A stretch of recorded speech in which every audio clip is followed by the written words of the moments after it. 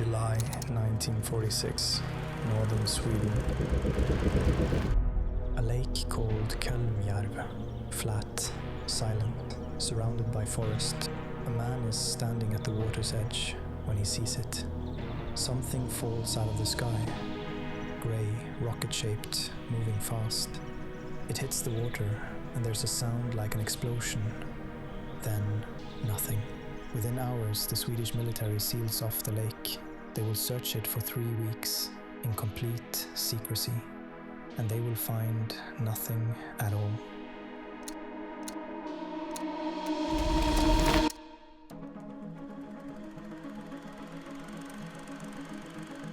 This is one of almost 2,000 sightings that summer. 200 of them were confirmed on radar, and 80 years later, the files are still not fully open. To understand what happened at that lake, you have to go back a few months. February 1946. The war is over, barely. Europe is in pieces. Everyone is watching everyone. And over Finland, people start looking up. The first reports describe a light, fast, trailing smoke, gone in seconds, then it spreads. Sweden, Norway, Denmark. By summer, the reports are coming in by the hundreds. Object over a city, object over a military base, object over the sea. Most last only seconds, rocket-shaped, sometimes with wings. Some are silent, some hiss, some rumble. The Swedish defense staff starts a file. By the end of the year, that file will hold almost 2,000 sightings, 200 of them backed up by radar returns. This is not a rumor anymore. Something is in the sky over Scandinavia. The only question is, what? Act 2. At first, everyone assumes the same thing, the Soviets.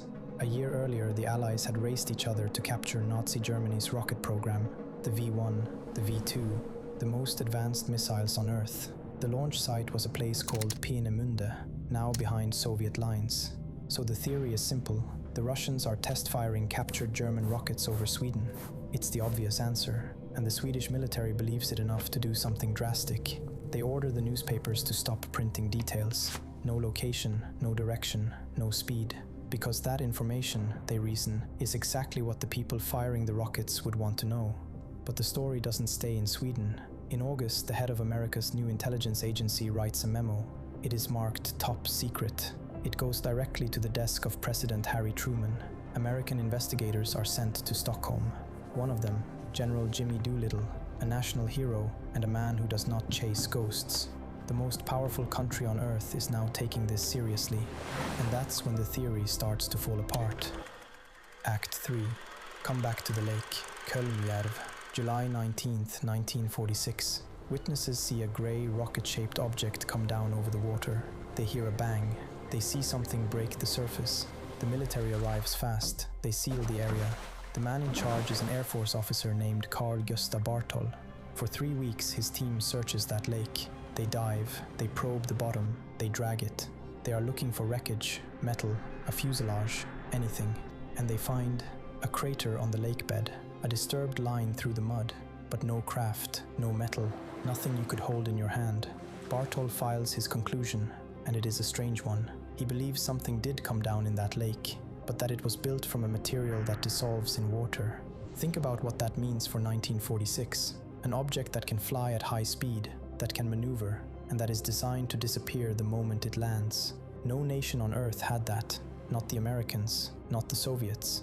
Meanwhile, the Swedish Institute examines the physical fragments people had recovered, around 30 pieces. The official finding, meteorite fragments, space rock, nothing more. Case closed. Except it isn't. 80 years later, we still don't have an answer. The most likely explanation is still the dull one. Meteors, misfires, a frightened country reading too much into the sky. Probably, but 200 radar contacts don't imagine themselves. Physical fragments don't fall out of a rumor. And a 3-week secret search of a Swedish lake doesn't happen over nothing. Someone in 1946 was scared enough to censor the newspapers. Someone was worried enough to write to the president. Kölmjärv is calm today, just a lake in the forest, the kind you could swim in.